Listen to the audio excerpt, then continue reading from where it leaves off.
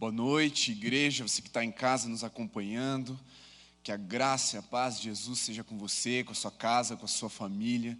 Que nesse tempo de culto, o Espírito Santo esteja incendiando a sua vida, assim como nós estamos aqui, incendiados por essa chama eterna, essa chama de adoração que tem nos levado a buscar o Senhor com intensidade, com sinceridade no nosso coração e com tudo que temos, com todo o nosso melhor. E da mesma forma, como você cultuou o Senhor até agora, oferecendo a Ele o seu louvor cantado, a sua oferta, o seu dízimo, a sua oração, eu quero que agora, nesse tempo de palavra, você tenha um entendimento aberto para uma adoração, para uma oferta prestada ao Senhor através da sua atenção.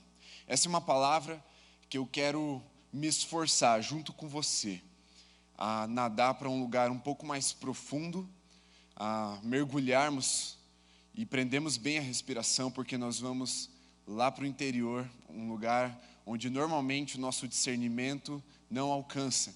Mas eu creio que quando o Espírito Santo nos conduz a esses lugares, não só há um esclarecimento, há também uma verdadeira transformação do nosso interior.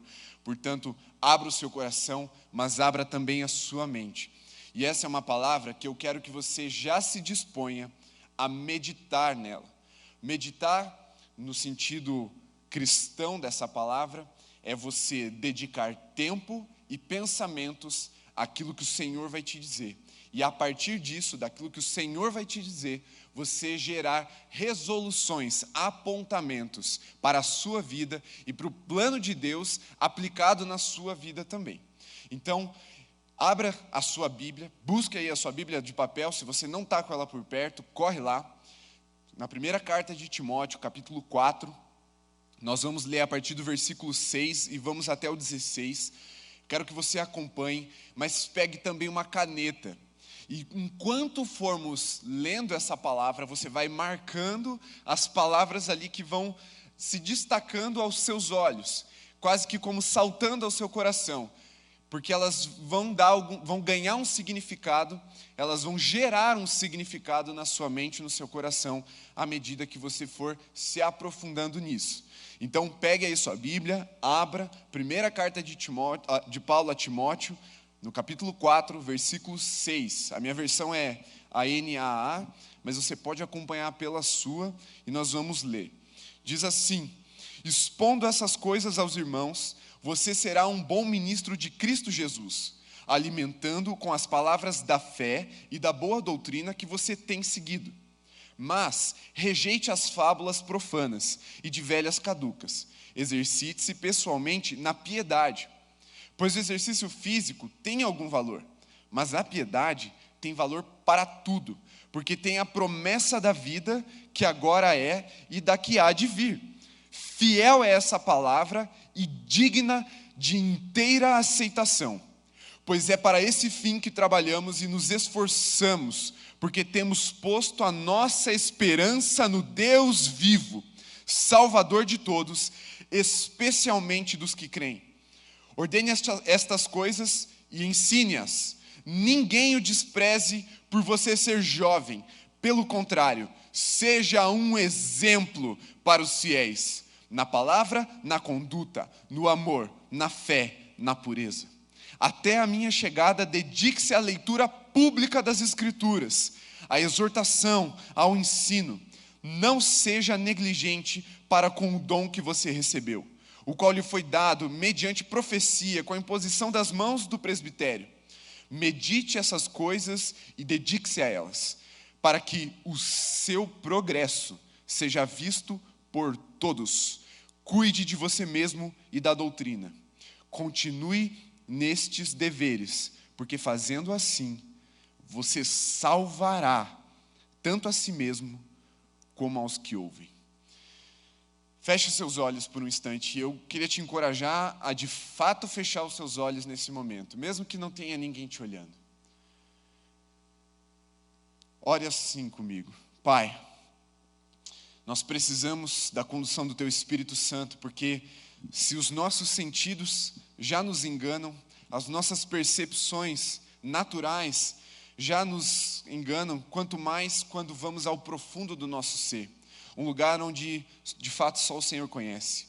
Por isso esquadrinha o nosso coração, ilumina com a tua poderosa luz o nosso coração e a nossa mente e transforma-nos conforme a tua palavra. Leva-nos a um tempo, Pai, de sermos edificados pela tua palavra, em nome de Jesus. Amém. Amém. Quero dar um destaque para você nesse texto, no versículo 12. Ninguém despreze por você ser jovem, pelo contrário, seja um exemplo para os fiéis, na palavra, na conduta, no amor, na fé e na pureza. Na NVI ou em outras traduções, diz: ninguém despreze a tua mocidade, pelo contrário, torna-te padrão. E a mensagem de hoje é sobre isso. Torna-te padrão. Uma palavra direta do apóstolo Paulo a Timóteo, que eu creio de todo o meu coração. Há uma convicção profunda de que o Espírito Santo tem para dizer para a sua igreja nesse tempo: torna-te padrão para os fiéis e para todo o mundo que está te observando. Padrão no quê? Padrão na nossa moral. No começo do mês, nós tivemos uma devocional e o Espírito Santo colocou no meu coração de falarmos sobre sermos iguais, mas diferentes. Iguais naquilo que a gente precisa se tornar padrão, que é a nossa moral, é o nosso coração se tornar parecido com Jesus, que é o padrão máximo, é o exemplo máximo, é o único modelo perfeito, mas que devemos segui-lo, devemos nos esforçar para nos tornarmos parecidos com Ele. E também existe um aspecto de sermos diferentes e bem diferentes, que nós vamos tratar no sábado que vem. Mas hoje eu queria destacar essa palavra: torna-te padrão. Essa semana nós indicamos alguns filmes para vocês na página do M-Holy lá no Instagram. E um dos filmes que a gente indicou é aquele filme do Andrew Garfield, que é Até o Último Homem, o título do filme, na tradução para o português. Até o Último Homem.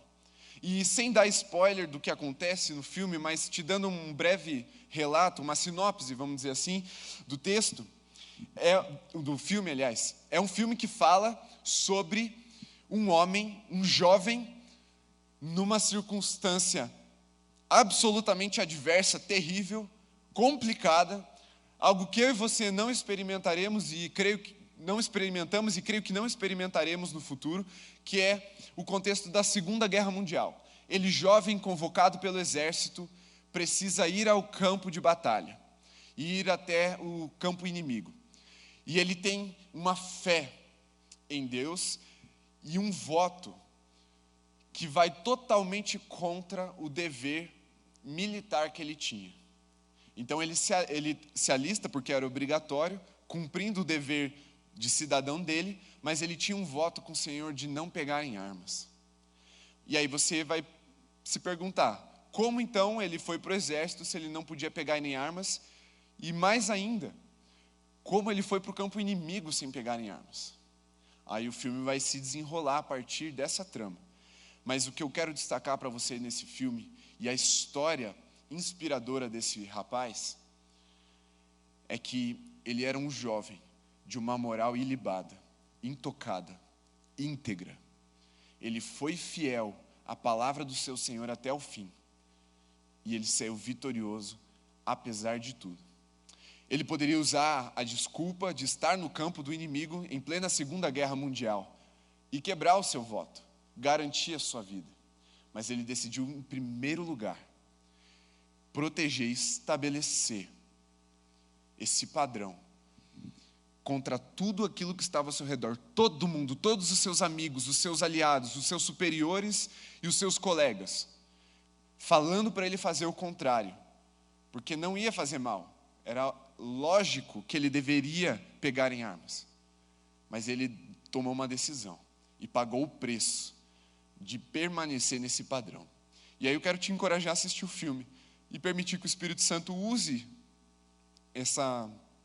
esse filme para te ministrar, para tocar o seu coração sobre o que é enfrentar circunstâncias adversas com um voto com uma fé íntegra e sem ser abalada.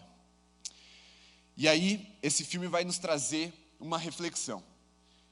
A reflexão do que acontece com essa quebra geracional que a gente vive há tantos tempos. Há muito tempo, nós temos dificuldade de conectar gerações. A gente já falou sobre isso algumas vezes aqui, e sempre que uma geração nova surge, ela surge contrária, rebelada à geração anterior, com uma dificuldade enorme de comunicação, tanto da antiga para a nova, quanto da nova para a antiga. E essa ruptura gera um ciclo enfadonho de tempos difíceis geram homens fortes geram tempos de paz geram homens fracos, e homens fracos geram tempos difíceis. E esse ciclo tem se repetido na história, e eu acredito que todos vocês que estão me ouvindo vão concordar comigo que os tempos que vivemos hoje são tempos difíceis. Difíceis por diversos motivos, e eu não vou entrar neles aqui. Você vai estabelecer agora a tua base de raciocínio. Mas você vai concordar comigo que são difíceis. Quem nega isso, talvez esteja vivendo em um outro mundo, esteja alienado, porque os tempos atuais são tempos difíceis. Mas eu tenho uma boa notícia para você. Tempos difíceis geram homens fortes. E aqui homens não é o gênero masculino apenas, mas são homens e mulheres fortalecidos pelo Espírito Santo para se levantar em meio ao caos e estabelecer um tempo de paz novamente. A pergunta que a gente precisa fazer nesse momento é: o que teremos para oferecer ao mundo e às pessoas quando esses tempos passarem, esses tempos difíceis passarem? Porque essa fraqueza que a gente está falando aqui hoje, ela não é uma fraqueza física, ela é uma fraqueza moral. É uma fraqueza que, em tempos como os dias que vivemos hoje, notamos a ganância, o orgulho, o egoísmo dirigindo a vida das pessoas como se elas fossem o centro do universo, esquecendo as pessoas que estão com dificuldades para trás, porque eu preciso satisfazer as minhas necessidades e desejos, e eu tomo todas as minhas decisões pautadas em mim mesmo. Ou seja, a fraqueza moral é tão grande que as decisões são reduzidas ao eu. Quando Jesus, o nosso Senhor, tomou a decisão mais difícil da vida e do ministério dele, talvez da história, em favor do próximo. E diagnosticada então, essa fraqueza que a nossa geração vive, essa fraqueza moral, essa falta de heroísmo moral na nossa geração, nós vamos estabelecer essa vocação, esse chamado de Deus para nós: torna-te padrão para os fiéis. E assim você salvará a si mesmo e a todos aqueles que o ouvem. Pensando então numa resposta para essa pergunta, o Espírito Santo me conduziu essa semana a pensar em 3 aspectos da nossa moral. O primeiro é a relação entre indivíduos. É como eu me comporto socialmente, qual é a minha relação com o próximo, com o outro, com a comunidade, com o país. O segundo aspecto é dentro de mim, dentro de si, aonde eu vou olhar para dentro e vou perceber quais são as condições em que o meu coração está.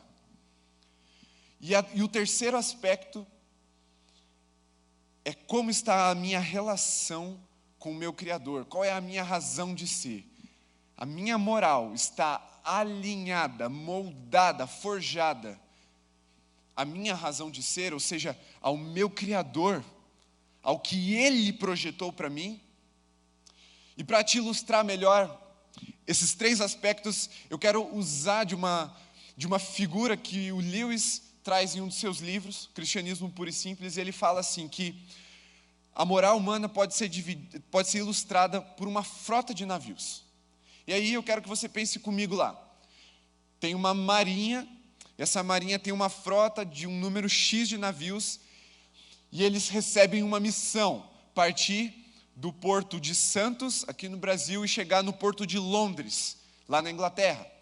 Isso aqui as cidades é só para ilustrar mesmo.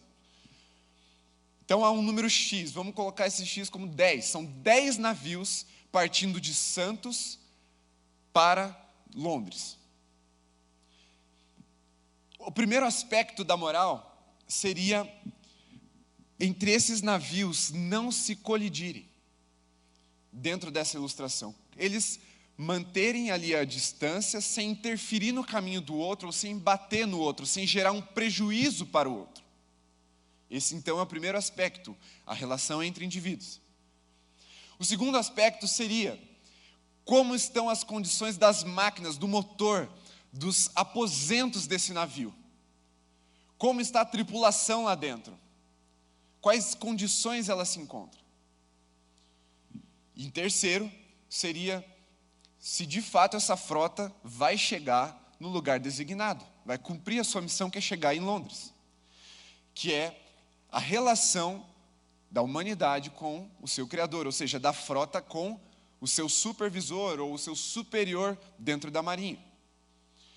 Então, pegando essa ilustração, nós vamos entender esses 3 aspectos que precisam ser transformados. E aqui, meu querido, eu queria já rasgar o teu coração com essa palavra de cara.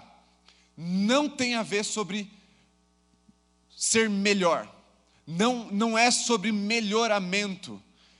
É morte e vida nova. É transformação total do nosso ser. Porque muitas vezes nós pensamos que podemos melhorar, porque estamos quase lá dentro desse padrão, ou perto desse padrão. Mas eu quero te dizer que tanto o homem que está quase lá nesse padrão, quanto o homem que está distante ao máximo que se pode chegar desse padrão, precisam morrer para si mesmo e ressuscitar com Cristo Jesus, o nosso Senhor, porque senão não alcançarão esse lugar de padrão. Porque o Evangelho não melhora o homem, o Evangelho mata o homem e ressuscita ele em Cristo Jesus. Porque só assim estaremos aptos e habilitados a viver no padrão da graça, no padrão que Jesus estabeleceu para mim e para você. Portanto, vamos ao primeiro aspecto, o aspecto entre indivíduos. E eu não vou gastar muito tempo nele por um simples motivo. Aqui é onde a gente encontra o maior consenso na face da terra. É ponto pacífico entre você e eu e qualquer outra pessoa razoável que você encontrar em qualquer circunstância, em qualquer sociedade nos tempos atuais, que é bom você não ir lá e interferir na vida do outro, e bater no outro, e brigar com o outro, e mentir. São coisas razoáveis, são coisas simples. Existe uma lei social que estabelece a forma de nos comportarmos uns com os outros. Eu tenho liberdade até que essa liberdade não interfira na liberdade do outro. E beleza, todo mundo vai de algum modo concordar com isso.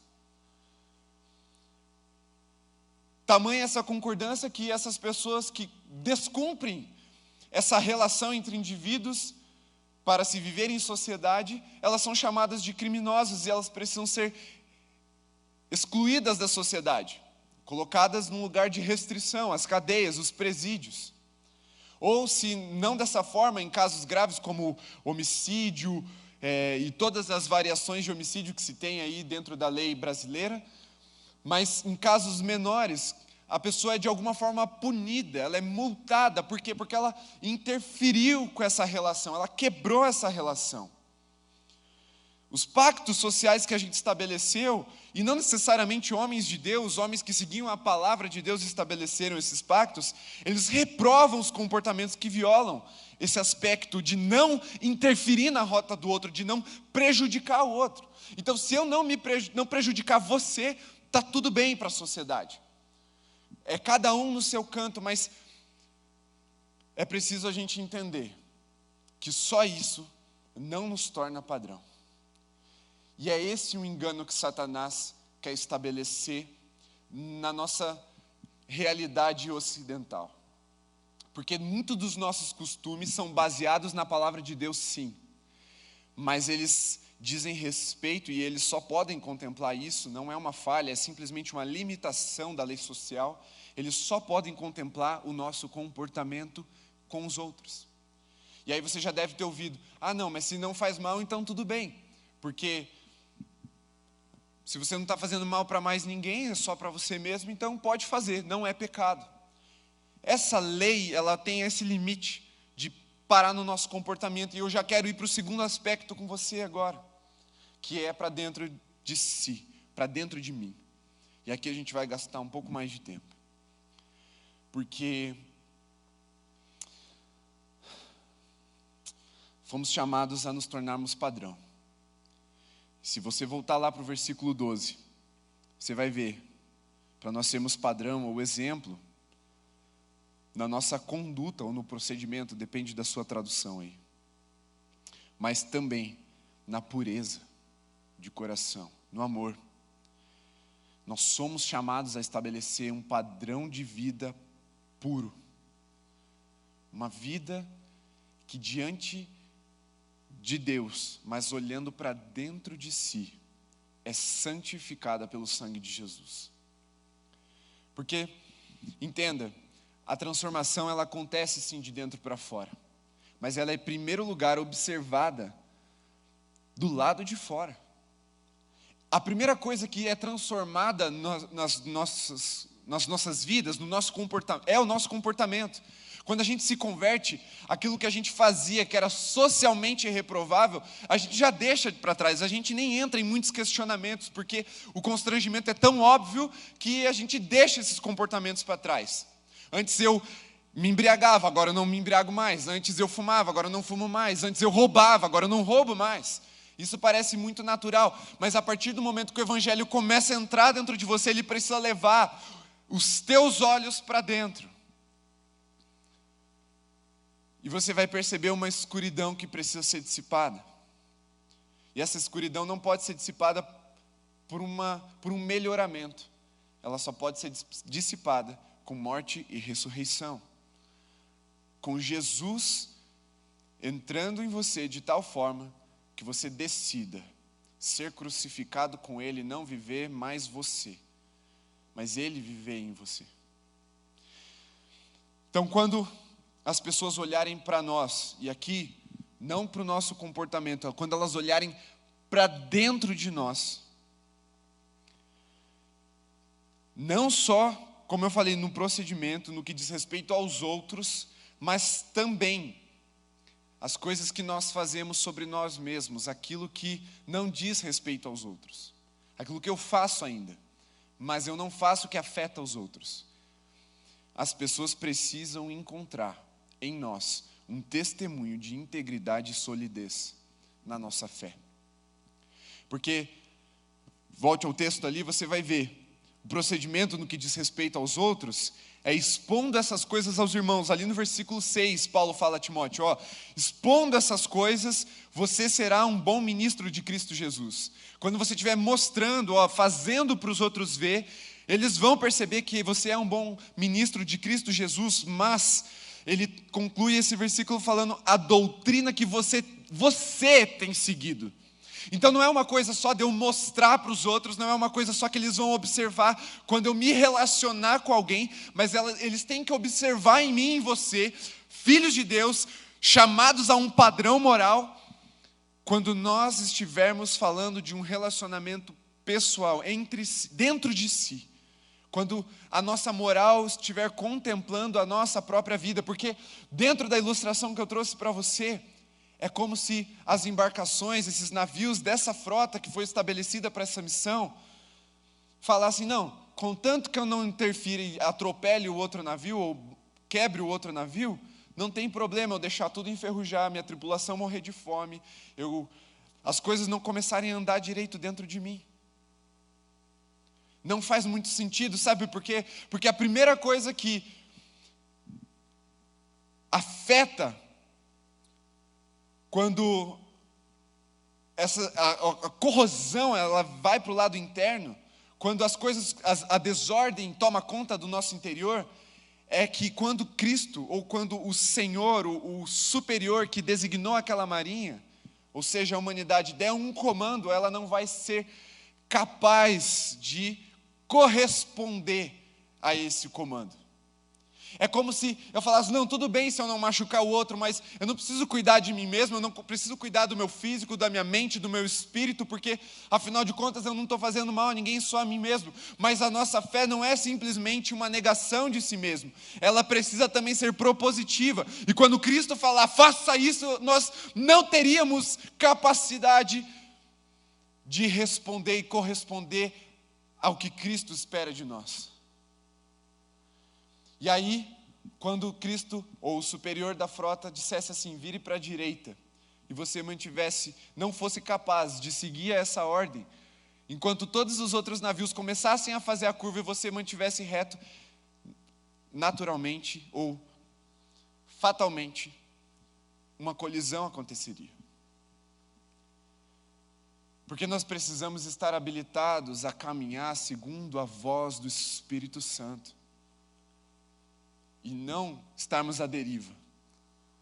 O chamado de Deus para as nossas vidas não é uma coisa que acontece só no dia da nossa conversão, quando você levantou a mão e aceitou Jesus.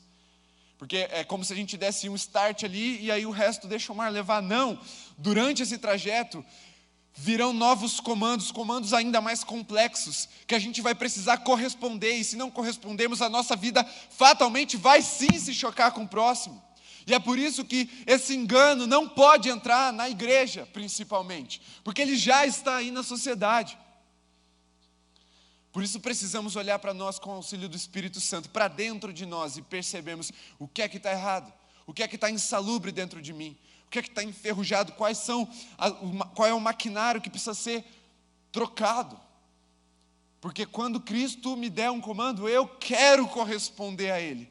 E sabe, talvez você já esteja pensando, em algumas vezes que Deus te desafiou a algo, você leu a palavra, contemplou o Senhor e Ele te deu uma resposta no teu coração, no teu espírito, você entendeu que devia fazer algo e não foi capaz, é porque você se contentou, como é a nossa sociedade, em parar a transformação no comportamento e não dar continuidade a essa transformação dentro de si.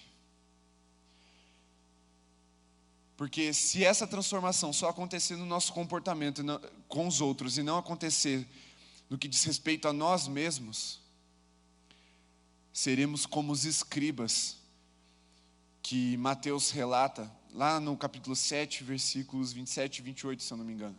São os últimos 2 versículos do capítulo 7, que falam que a multidão se maravilhava com Jesus e com o seu ensino, porque ele não era como os escribas. O que são os escribas? Aqueles que conheciam exatamente como deveria ser o procedimento da lei, mas não aplicavam sobre si mesmos. Exigiam hipocritamente que toda a sociedade cumprisse a lei e a interpretação da lei que eles tinham, mas sobre eles mesmos esse jugo não caía. A Bíblia chama isso de hipocrisia. E aqui não é uma advertência aos hipócritas, não. Aqui é mais um alerta para não chegarmos lá. Porque é fácil cair nesse comodismo, não se engane. Porque falar de moral hoje em dia tem sido cada vez mais complicado por um motivo. Existe uma linha de pensamento que a gente classifica como moralista. São exatamente aquelas pessoas que exigem que toda a sociedade cumpra uma moral que ela acha certa, mas não cumpre integralmente ou sobre si mesma. São os hipócritas do nosso tempo, os moralistas. Porque exigem que haja esse convívio moral entre os indivíduos, mas não aplicam essa moral sobre si. E isso tira a autoridade deles e do discurso deles. Aqui, essa moral dentro de si diz respeito a cuidarmos de nós mesmos, espiritualmente em primeiro lugar.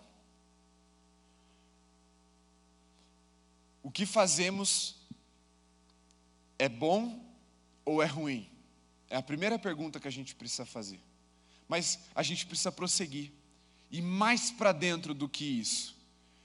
O porquê fazemos é algo santo ou é algo pecaminoso?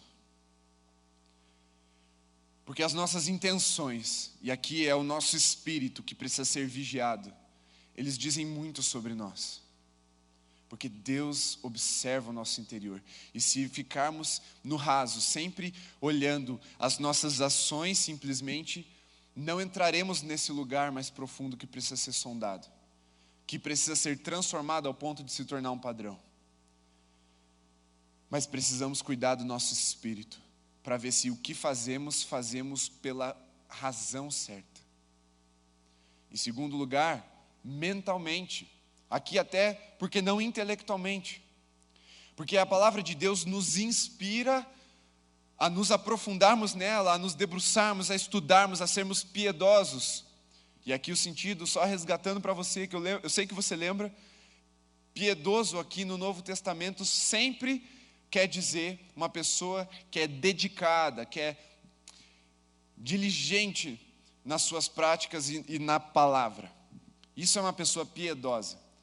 Então, para ser piedoso, a gente precisa buscar o desenvolvimento, sim, também intelectual, na palavra de Deus. Porque a Bíblia, ela vai falar para nós saciarmos a fome dos famintos, cuidar dos pobres e das viúvas, por exemplo. Mas ela não vai falar para a gente qual receita de bolo ou receita de comida a gente tem que usar para dar de comida para os pobres. A gente precisa se desenvolver, a gente precisa se habilitar nessa palavra para corresponder a esse aspecto. Da mesma forma, a Bíblia não nos ensina grego, hebraico, interpretação bíblica, mas ela nos dá a palavra.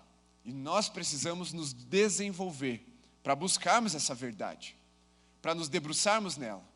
Então, essa transformação, ela vem no nosso espírito, ela vem na nossa mente, no nosso intelecto, mas ela também vem no nosso corpo. Porque, como eu falei, na nossa sociedade é razoável você fazer algo que não só faz mal para você, mas não faz mal para os outros, como, por exemplo, ser um aditivo, fazer uso de entorpecentes, qualquer tipo de entorpecente, desde as drogas ilícitas até as lícitas, como se isso fosse um problema só seu.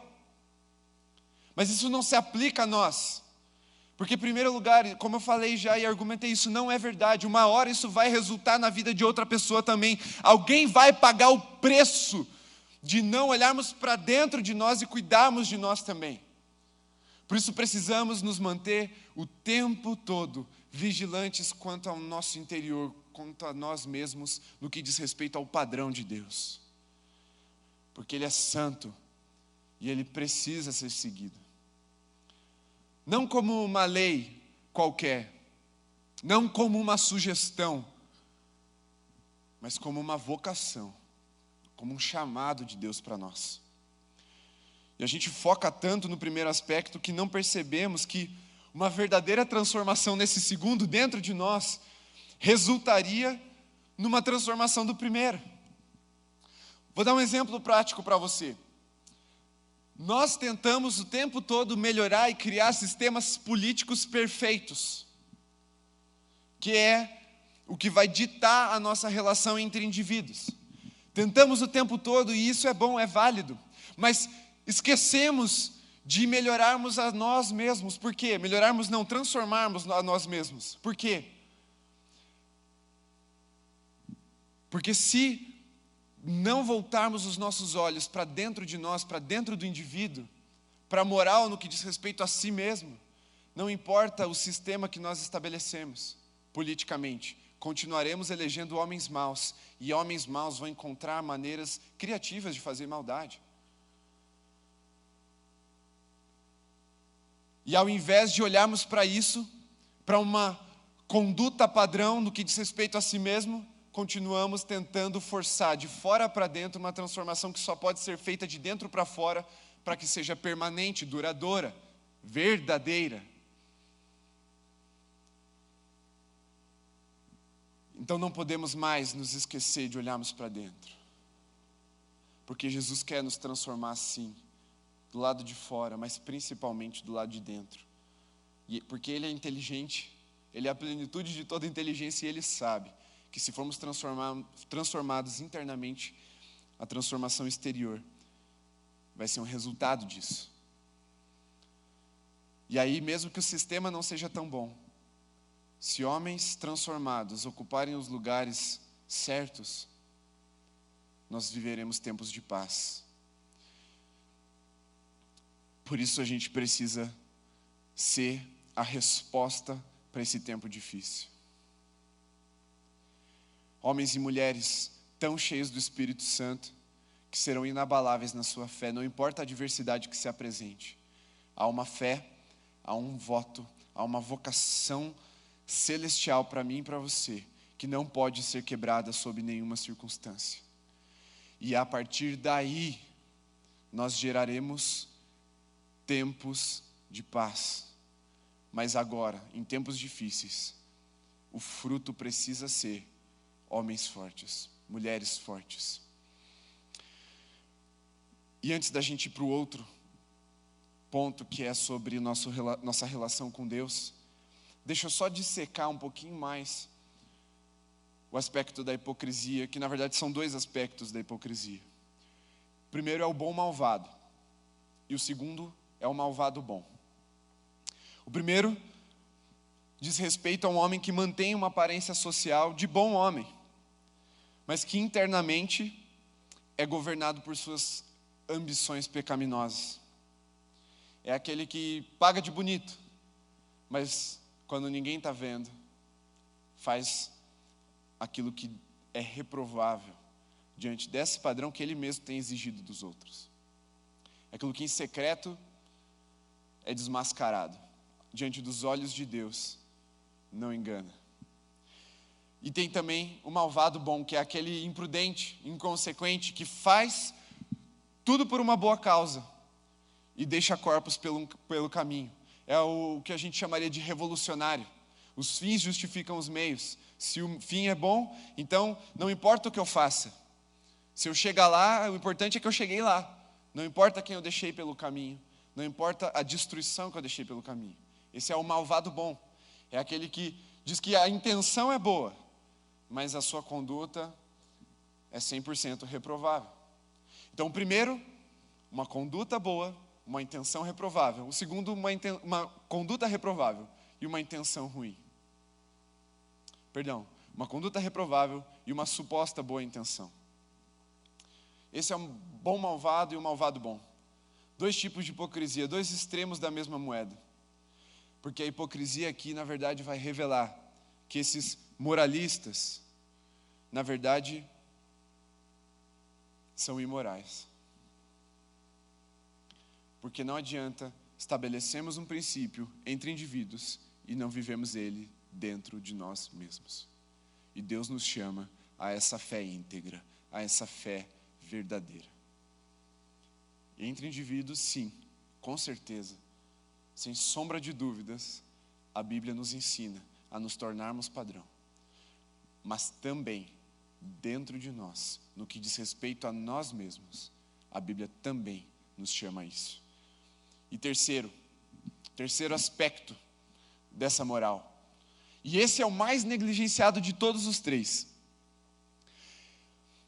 porque esse diz respeito a abrir mão da própria vida, dos próprios planos e sonhos. Porque você pode até advogar que o que você quer fazer, se não fizer mal para ninguém, tudo bem. Você pode até trabalhar o seu eu, ser a melhor versão de si mesmo, uma coisa bem coach aqui, e ser saudável, ser inteligente, ser espirituoso e até espiritual.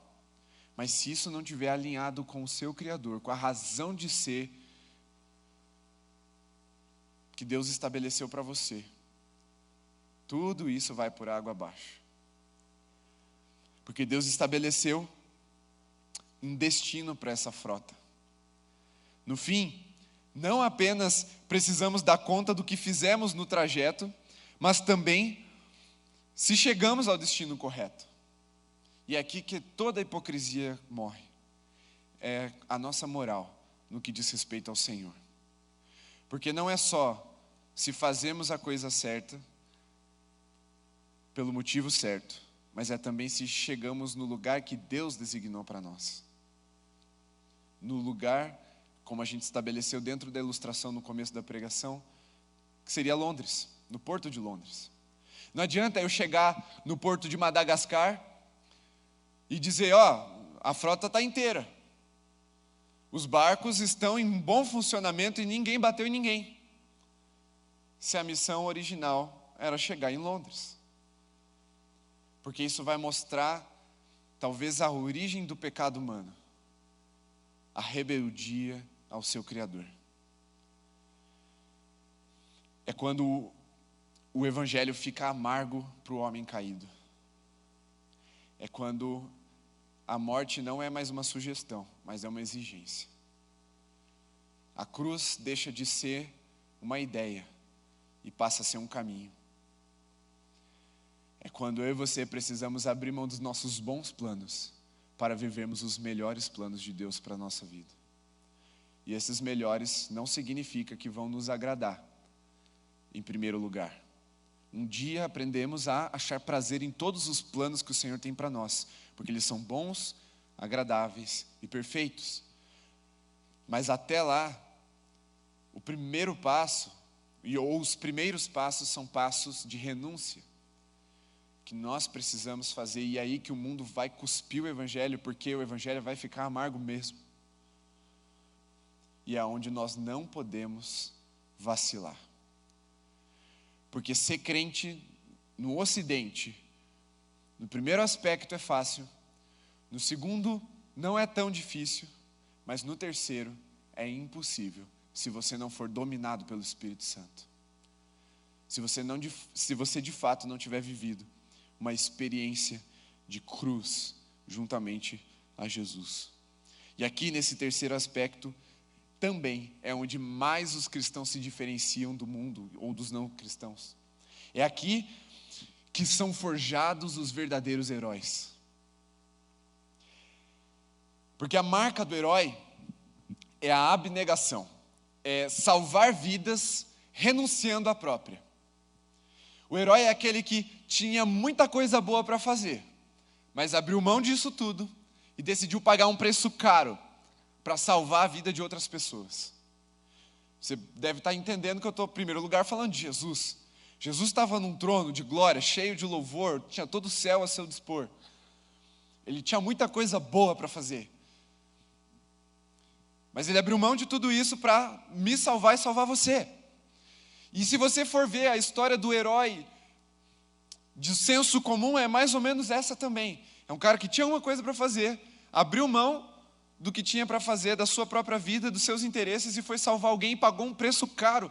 É aquele cara que volta cheio de cicatrizes para casa depois da guerra.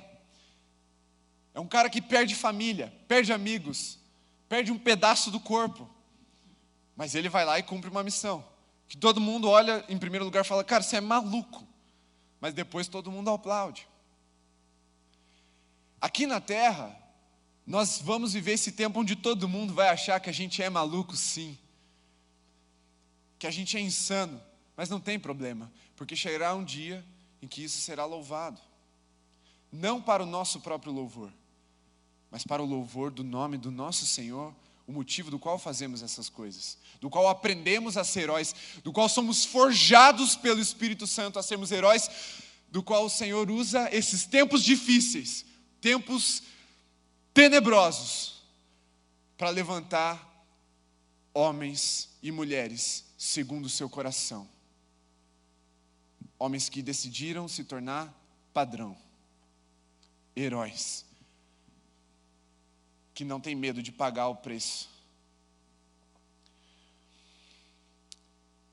Existem algumas coisas que são comuns entre os heróis. E aqui especialmente os heróis bíblicos. E aí você vai lembrar dos melhores exemplos que você puder de tudo aquilo que você já ouviu sobre a palavra de Deus.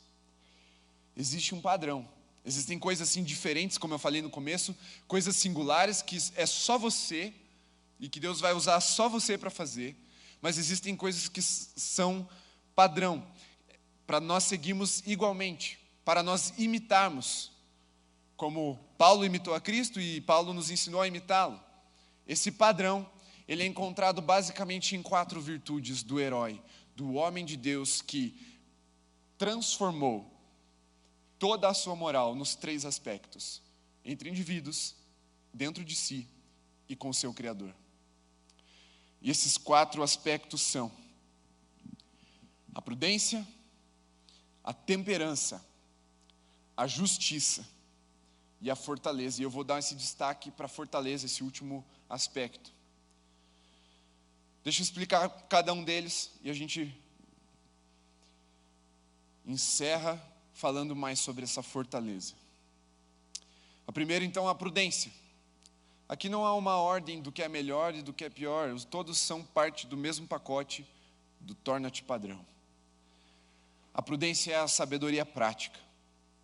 É uma virtude que exige o desenvolvimento da nossa maturidade espiritual e da nossa intelectualidade. Como Paulo fala para sermos astutos como as serpentes. Aqui no plural, não é a serpente do diabo, é a serpente, o animal mesmo. Sermos astutos porque precisamos discernir os tempos e como corresponder à expectativa da sociedade e de Deus em primeiro lugar, mas também das pessoas que estão ao nosso redor, com as nossas vidas. Portanto, a prudência é a primeira marca que eu e você precisamos nos tornar padrão. Sabe aquela pessoa inconsequente, aquela pessoa que não mede os seus atos e nem a consequência do que ela vai gerar? Esses não podem dizer que se tornaram heróis no Senhor. Nem aqueles que dizem que vão fazer isso em nome do Senhor, as imprudências em nome do Senhor. E aqui eu não estou falando de não pagar um preço radical. Eu estou falando de não medir esse preço. E aí falar, eu vou lá para o Iraque falar de Jesus, mas na primeira dificuldade foge correndo, ou nega o Senhor, ou não aguenta a pressão. E aí, você entende o que eu estou dizendo da prudência? É você não ser sábio ao ponto de calcular se você tem material e expertise para construir essa casa. Jesus trabalha essa prudência através de uma parábola, falando que é melhor nem começar uma casa que você não vai conseguir terminar, porque as pessoas vão olhar para você e vão falar assim, imprudente, insensato. É essa característica que precisa predominar nos homens e mulheres de Deus nesses tempos de crise. Prudência, sabedoria prática. Não uma intelectualidade vazia e filosófica, não, uma sabedoria prática aplicada na relação entre indivíduos em si mesmo e também com o Senhor. E o segundo aspecto é a temperança. O que é a temperança? É a moderação nos prazeres. Por muito tempo a temperança foi considerada uma virtude sobre aquelas pessoas que não bebiam. Mas aqui a gente pode aplicar qualquer tipo de prazer, qualquer entretenimento, qualquer tipo de jogo ou esporte ou passatempo. Aquilo que te dá prazer não pode te dominar. Porque não somos guiados pelos nossos desejos e prazeres. Mas também não precisamos abrir mão de tudo que nos dá prazer. Porque o cristianismo não é a religião da abstinência. Esse é o islamismo.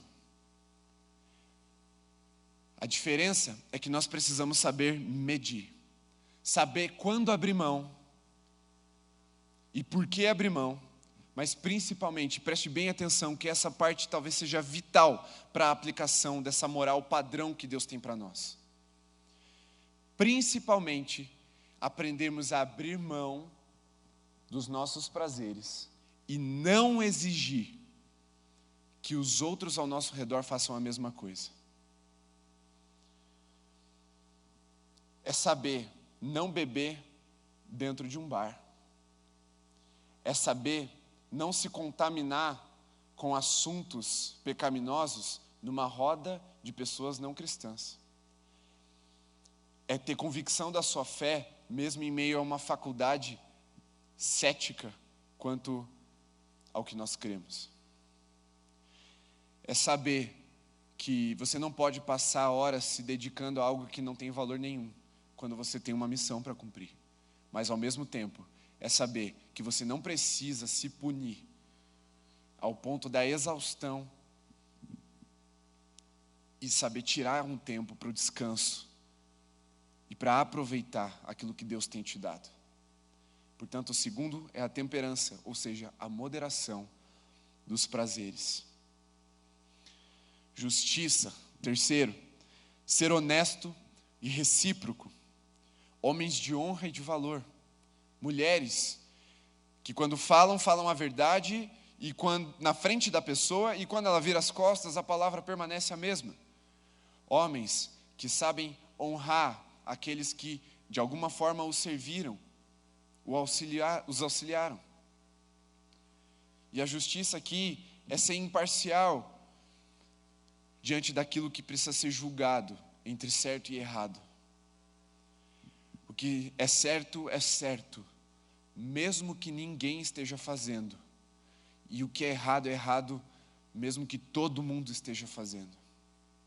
E o quarto e último aspecto, eu quero me debruçar um pouquinho mais nele para a gente encerrar, porque talvez nesse momento ele seja o mais importante desses quatro. Não é na vida, é aplicado a esse momento. Todos têm o mesmo valor, de uma forma geral. Mas hoje eu quero destacar esse. Fortaleza. O que é fortaleza? É uma coragem para enfrentar o perigo e também para suportar a dor. Talvez hoje é o que mais seja necessário ser visto nos homens de Deus.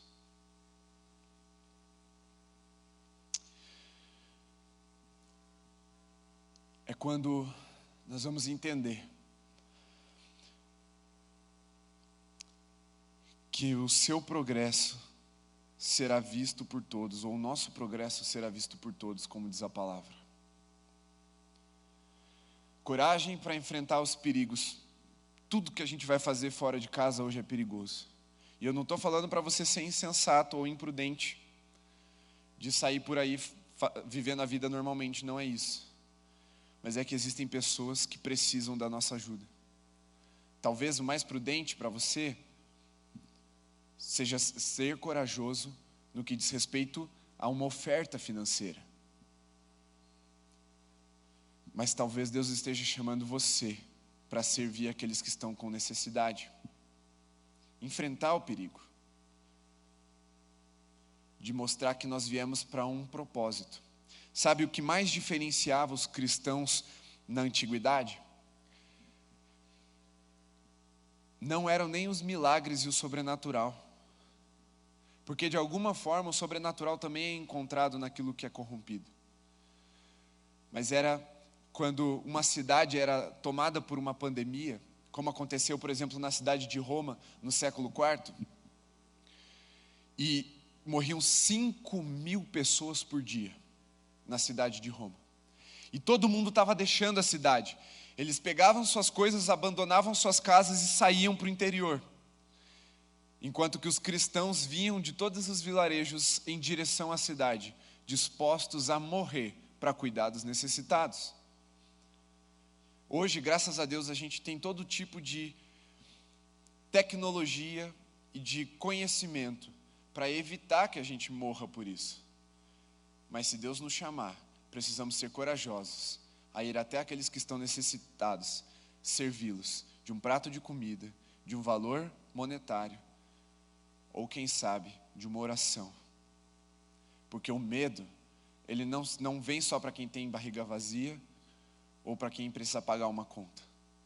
O medo também vem para aqueles que estão desesperados pelo isolamento, que precisam de uma palavra de conforto.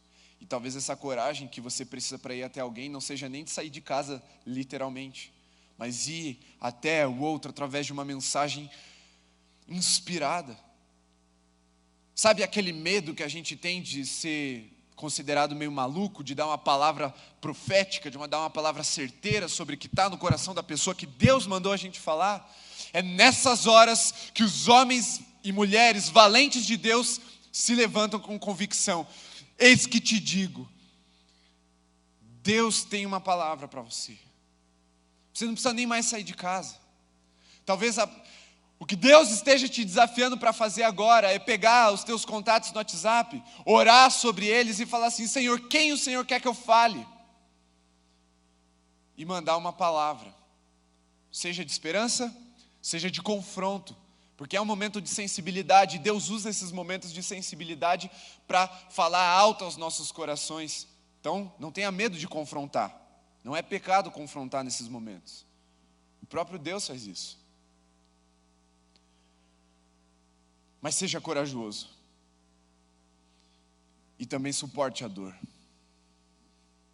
Não tenha medo de sofrer para cumprir o propósito que Deus estabeleceu para você. A razão de ser. A missão que te foi dada. Mas se eu desviar um pouquinho a rota, em vez de ir para Londres, eu ficar aqui na América mesmo, parar ali no Panamá, ou no porto de Miami, nem sei se tem porto lá, mas parar ali, a gente vai evitar ali o meio do oceano onde tem tantas tempestades. Não tenha medo.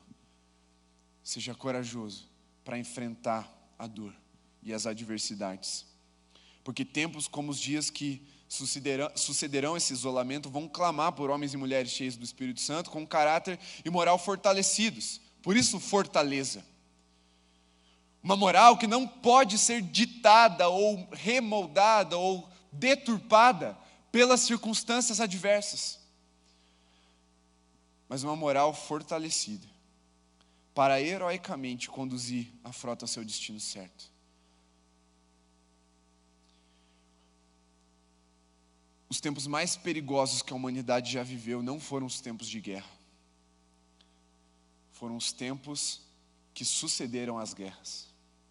Porque quando todo mundo já estava desprevenido, desarmado, sem munição, é que os homens, talvez os piores homens que já pisaram nessa terra, assumiram à frente a liderança de povos, falando que tinham uma razão, tinham um propósito para que eles cumprissem. E essa voz precisa ser a voz do Senhor, através do seu povo. Porque um vácuo vai suceder esse tempo. Não se engane, meu querido, não importa que espectro político você esteja localizado. O povo vai sair frustrado com os seus representantes. E a voz de Deus vai precisar se levantar nesse tempo. E essa voz vem dos grandes homens e mulheres de Deus, que pagam esse preço. Por isso não tenha medo, nem de enfrentar o perigo, e nem de suportar a dor. Para a gente concluir. Então, o que temos para oferecer ao mundo quando esses dias passarem? Essa é uma palavra muito mais do que para os tempos que estamos vivendo, é para aqueles que virão. É para você meditar, pensar, orar, pensar mais, ler a Bíblia, buscando uma resposta para isso, para a sua vida, porque Deus espera algo de você e de mim. E esse algo só vai ser correspondido se nos tornarmos padrão. Exemplo, como diz essa versão que eu peguei aqui da NA. Torna-te padrão e ofereça esse padrão ao mundo. Um padrão a ser seguido e imitado, que apresentará a verdadeira salvação a todos quantos ouvirem. Eu vou ler o último versículo junto com você de novo, 16. Pega a sua Bíblia, sublinha bem ele, assim, risca, marca, faz anotação, destaca, põe um marca-página aqui. Cuide de você mesmo e da doutrina. Continue nestes deveres, porque fazendo assim, você salvará tanto a si mesmo como aos que o ouvem. Hoje aprendemos em que somos iguais ou em que devemos ser iguais. Ao sermos chamados por Jesus, temos esse padrão a estabelecer. Mas antes de orar, eu quero já te adiantar que sábado que vem a gente vai falar sobre as nossas diferenças e o valor que elas têm para o reino de Deus. Eu vou te ajudar a conciliar essas coisas que numa análise rasa e superficial parecem contraditórias, iguais mas diferentes. Como assim? Vamos entender um pouco melhor à luz da palavra o que isso significa. Porque ao mesmo tempo em que quando o mundo olhar para nós, eles precisam identificar um padrão. Quando Deus olhar para nós, Ele precisa identificar um padrão, uma marca, uma presença. E quando nós olharmos para nós mesmos, precisamos identificar um padrão. Ao mesmo tempo que tudo isso, quando olharmos para nós, quando o mundo olhar para nós e quando Deus olhar para nós, a gente vai ver muita coisa diferente. E tudo bem, porque Deus quis assim. E Ele fez questão de estabelecer que cada indivíduo cooperasse de uma forma única e singular. Que na plenitude do desenvolvimento do seu chamado vai se tornar tão único e singular que não pode ser repetido por outra pessoa. Deus quis assim também. E a gente vai aprender a ver a beleza disso no reino de Deus. Iguais, sim, mas também bem diferentes. Hoje, o chamado é: torna-te padrão. Sábado que vem, Deus vai te chamar: torna-te singular. Feche seus olhos.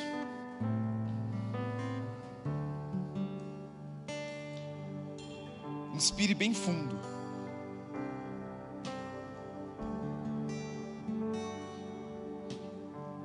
Ore comigo. Senhor, ouvimos a Tua voz nessa noite. O Senhor falou conosco. Há uma responsabilidade sobre nós e nós não fugimos e nem negamos ela. Mas nós confessamos aqui diante do Senhor: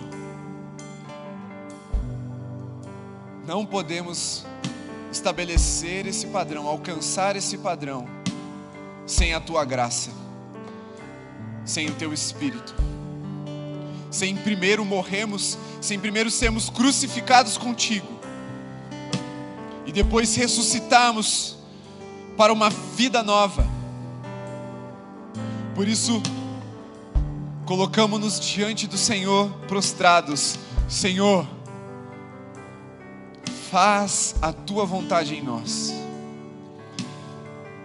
Crucifica o nosso eu, para que possamos Te seguir, imitando o Senhor, esse padrão inatingível da Tua graça, que contempla não só o nosso exterior, o nosso comportamento, a nossa relação entre indivíduos, mas também o nosso interior, aquilo que diz respeito a nós mesmos, ao cuidado que devemos ter com o nosso espírito, com a nossa mente, com o nosso corpo,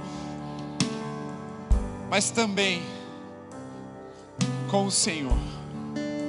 Leva-nos, Senhor, ao entendimento pleno de que a nossa moral, aquilo que é padrão para nós, precisa estar estabelecido nessas 3 áreas. Na nossa razão de ser. Ensina-nos, Senhor, a renunciar tudo que é bom, para realizarmos aquilo que é perfeito. A missão, o propósito que veio do alto, diretamente do Teu coração, para as nossas vidas cumprirem, realizarem. Se nessa frota o Senhor é o comandante, que sejamos capitães de navios, que vão dar a direção certa, chegar no lugar certo, do jeito certo, com as embarcações em perfeito estado. Entendendo assim, Senhor, que nós precisamos, dia após dia, de glória em glória, de misericórdia em misericórdia, que se renova a cada manhã, vivemos essa transformação, essa renovação da nossa mente, que é o culto racional ao Senhor.